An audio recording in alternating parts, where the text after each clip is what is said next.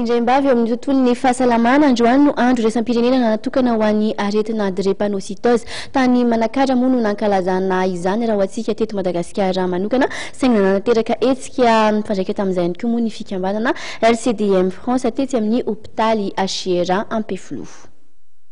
Fampahafantarana momba ny aretina drépanocytose ary koa fitiliana izany maimaim-poana no natao tetsy amin'ny hopitaly HJRA Androany tontolo andro entina namarihana ny andro maneran-tany ho an'ny drépanocytose.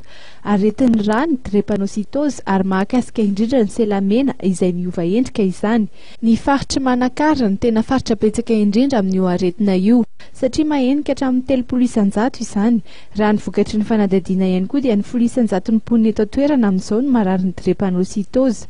Ny antony voalohany nanaovana ny fanentanana raha ny fanazavan'ireo mpitsabo dia tsy hita mivantana ny soritra aretina drépanocytose ka ny 3 isan-jaton'ny mponina dia manana ny aretina ao aminy na antsoina amin'ny fiteny siantifika hoe hétérozygote.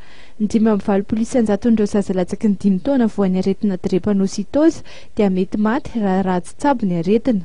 Misy ny atao hoe programme national de lutte contre la drépanocytose izay iarahan'ny LCDM France ao anatin'ny programme Solimat miara-miasa amin'ny ministère amin'ny alalan'ny direction de PPV, direction protection des personnes vulnérables.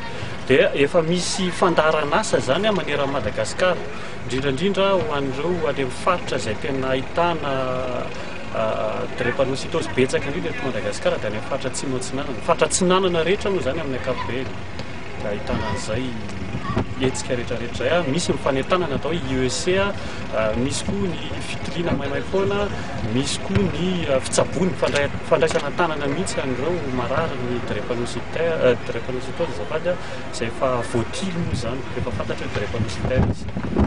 Aretina manaranaka ary tsy mifindra ny drépanocytose ary mety miteraka aretina maro noho ny fitohanan'ny fikorian'ny lalan-drà. Anisan'ny sorotry ny aretina voalohany indrindra ny fanahitenan'ny marary ary miha-atsatra ny marary.